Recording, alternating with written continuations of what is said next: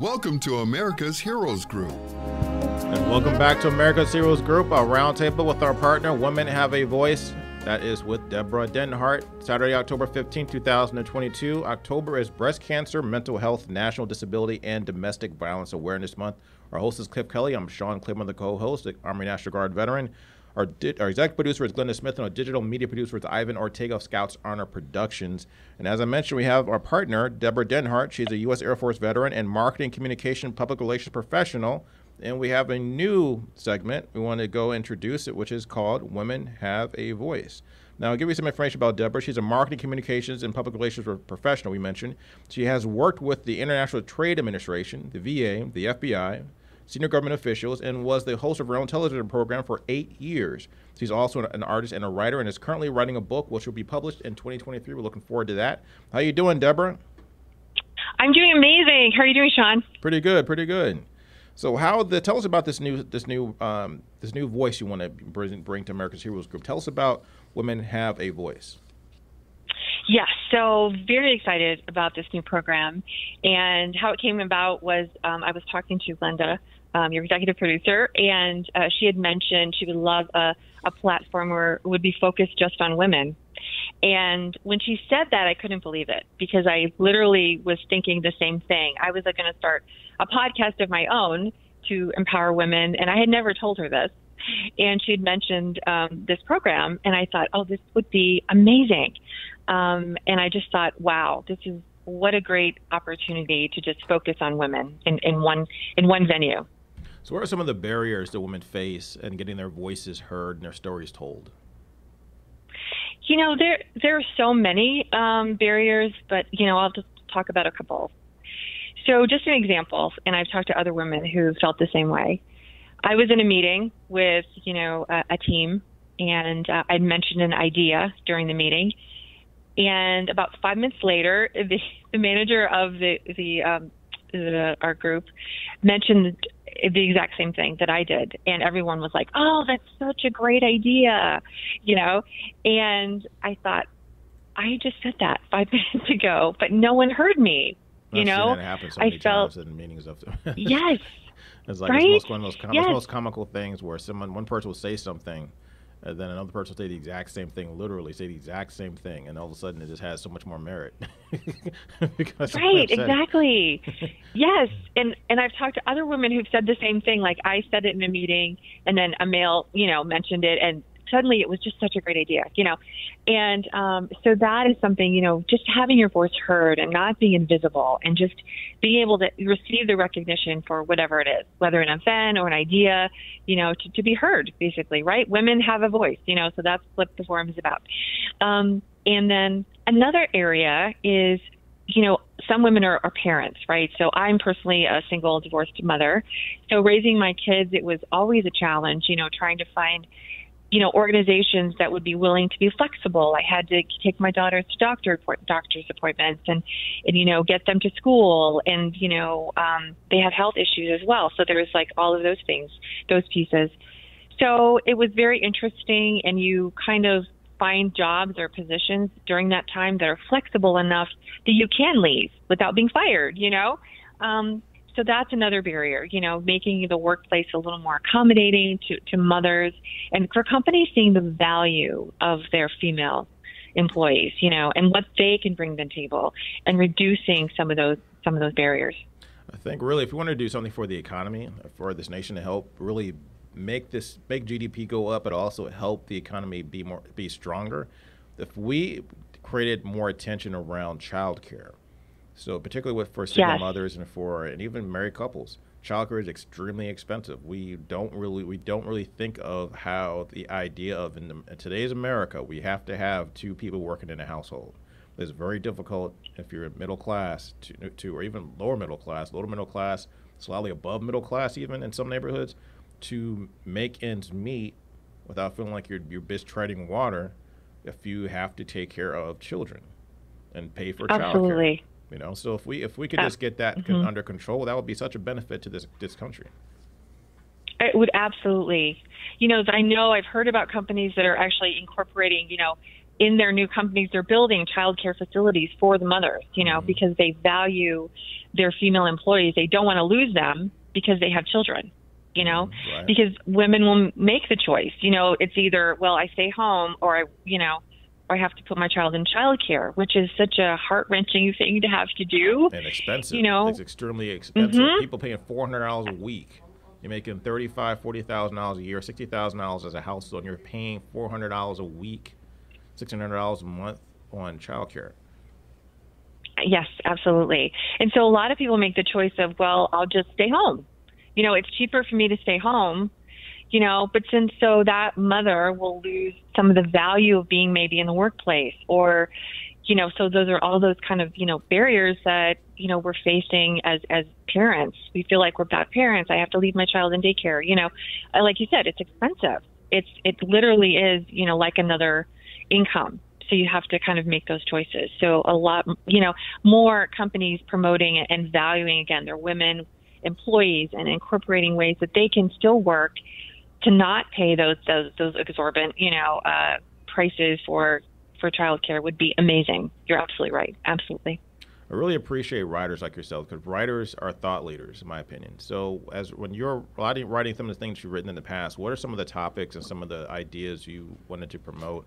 And what things or subjects are you really passionate about when it comes to women's voices? I feel really strongly that, just helping women overcome struggles, challenges, like I said, I was a single mom. I'm a single mom, a divorced mom. So there's a lot of challenges involved in that, and being, raising your kids and making the choices that you make, and you make them for your children. So I'm really passionate about just kind of sharing struggles and stories of, how we've overcome and the struggles that we've been in, and what can we do to overcome those. I think that's so important when you're encouraging other women. So I love to write about things like that and use that as a platform to just kind of give a voice to all of us as women, and so that's really important, sharing our struggles, the struggles of, being a single parent, or, the struggles of your children with healthcare needs, or, just finding your own voice as a woman. Where am I going? What's my purpose? We get so lost as women sometimes in other people because we're givers. We want to give all the time, and I think we lose who we are. So I think it's important as women, to remember our voice. Like, what do we want to say? What is our purpose? Finding that is so important too. So tell me about your experience in the Air Force. So you were in the Air Force. You're a woman veteran. How did the Air Force shape your ideas today, and how did it change you from when you went in, presumably when you were maybe a teenager, possibly early 20s, whatever, like most of us, and then how did it change you through that experience of going through all the stuff that you see and hear in the military, particularly as a woman?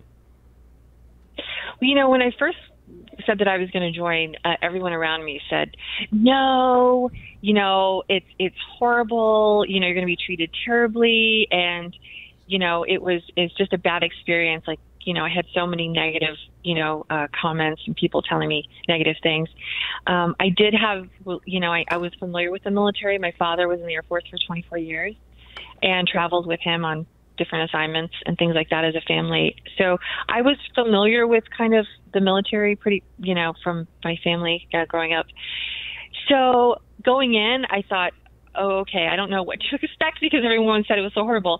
And, I really found it to be just a great place to learn. I was in the medical field, and I was stationed in Germany and Turkey, New Mexico, and I found it to be most of the time really awesome, for me personally. But I was in the medical side, so I was in the hospital working with doctors and nurses and, that type of thing. But there were times when I think you as say you have, I worked with colonels and, majors because they were physicians. Sometimes you were treated, inappropriately. And I think our mindset in the military is, someone's of higher rank, so I can't really say anything about, how I'm being treated. Like one time, someone whistled at me while I was walking down the hallway, one of the doctors. But then I didn't know, I didn't realize, that's not okay. Mm-hmm. And I can say something. How did you feel at that time when you heard that whistle? if you can remember?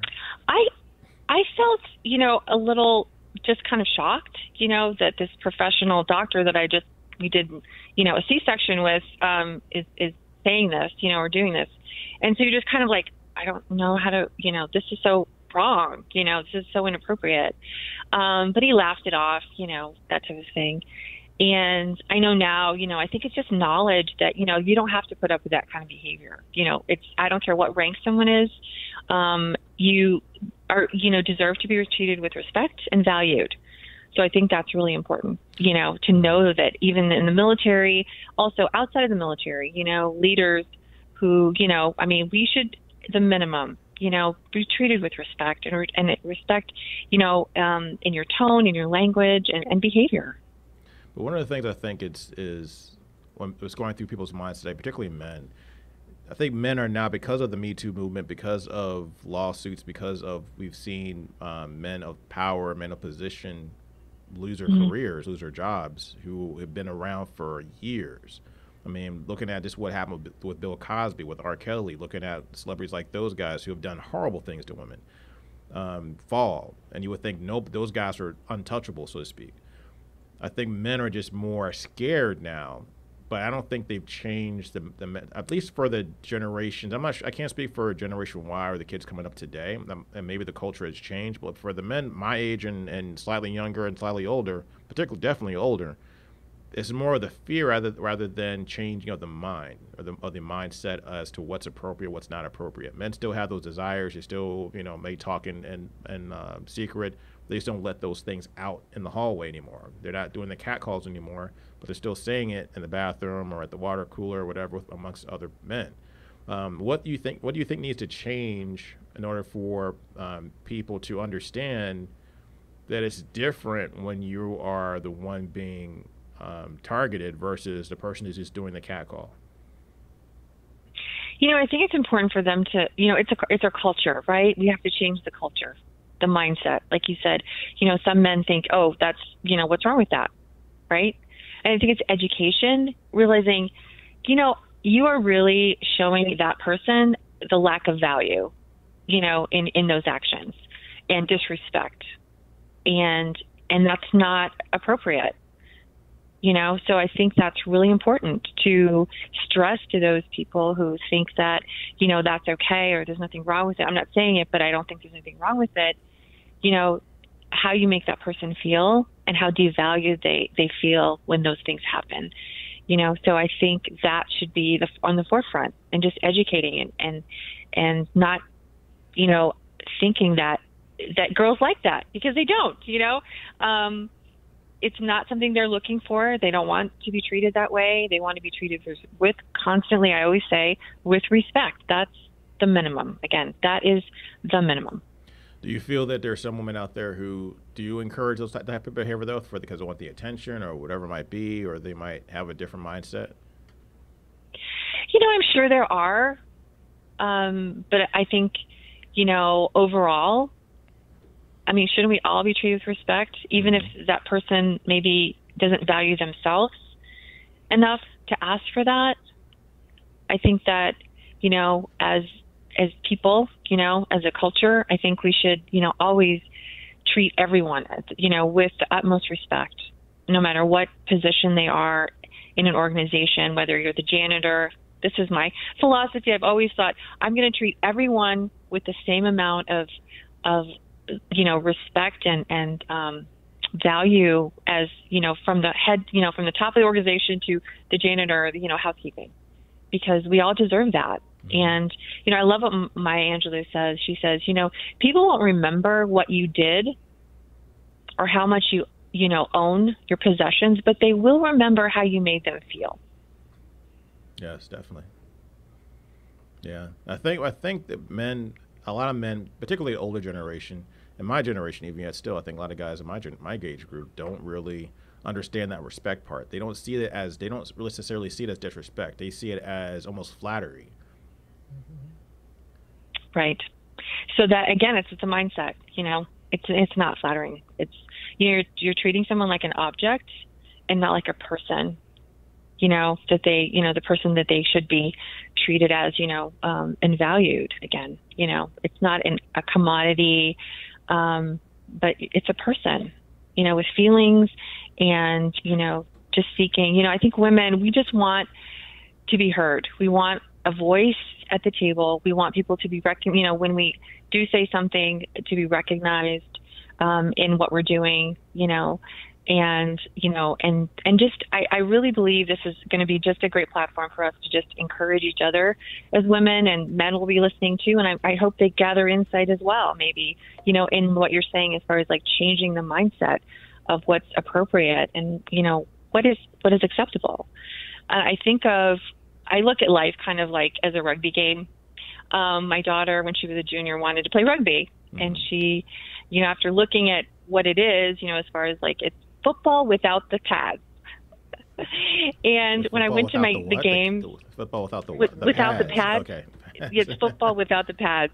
Yeah, exactly what it is. Yeah. And ironically, from what it seems like, people in rugby don't get hurt as much as people that play NFL football or football in general. That's interesting. Yeah. So I would go to the games. Both my daughters ended up playing rugby, and I kind of watched them, and I thought they'd get hit, they'd get tackled, and they'd get back up every time. My daughter, the first time, she had a black eye, and she had cuts all over from the cleats, and I went, oh my gosh, are you going to still play? She said, yes, I love the game. My younger daughter, the same thing. Like every time she'd go play rugby, she would throw up at every game. Sometimes it was on the field, and I would go, are you going to sit this game out? She's like, no, I'm not sitting the game out. I want to keep playing. And so I just think, oh my gosh, and then they would, someone would pick them up and, kind of like help them up.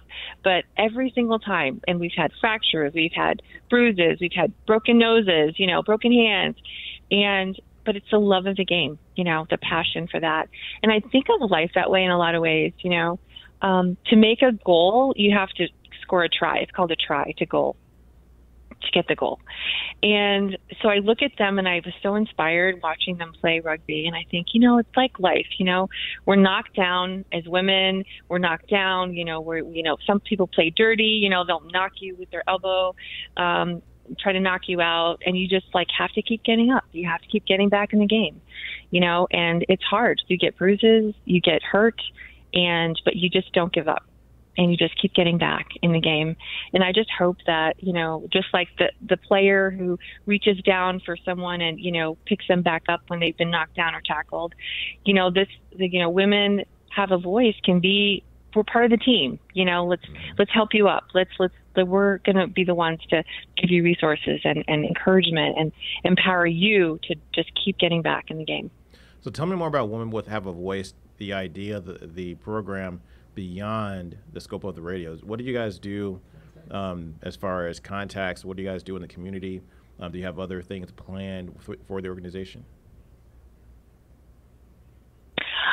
Well, we're looking at a possible television program. As far as outreach, we have, it's just beginning. It's something new. So we're really just kind of coming to life now. And it's blossoming. This is our first program, so really excited. And, each month we're going to have a segment. So it's going to be very exciting. So what do you do every day to empower yourself? I have affirmations that I read every day because we have so many negative things coming in all of the time in our heads, and so I try to put positive things in. So those voices that are telling me I'm not good enough, or, I need to be more, or whatever that is, I try to use those affirmations. And I also read the Bible, and I also listen to positive podcasts and that empower me, that I can hear other people's struggles. And that actually also motivated me, listening to all these podcasts that I listened to have a podcast, or to have a forum where you can share ideas and encourage other people. And so, yeah, that's what I do every day. Wow. So try to do every day. When you get your show, you got to have us on the show, have American Heroes Group go on with you to give you some support and also give us some shout outs and things like that. And we're glad to have you on as American Heroes Group partner because, that's something I think is really important to communicate to the public. We got to make sure that we are doing things to try to get everybody's voices heard, and particularly in the veteran community, because we are for the veteran, about the veteran, are by veterans. And, we put our time and effort in to try to get an information across that the civilian world may not always be aware of. And it's not just something that helps veterans, but also helps the country as a whole. So I think through the veteran community and through what we do at America's Heroes Group and organizations like yours, we can bring more information and some solutions to help some of the problems that every American faces in this country. And possibly even we could be an example to the rest of the world. Absolutely. Absolutely. And for our women and listening and everyone listening, I just want to remind them that you are beautiful, you are brave, and you are enough, and keep getting in the game. So there you have it, ladies and gentlemen. Debra Denhart, she's a marketing communication public relations professional, and she has a new program on America's Heroes Group, Women Have a Voice. This is America's Heroes Group, and we'll be right back.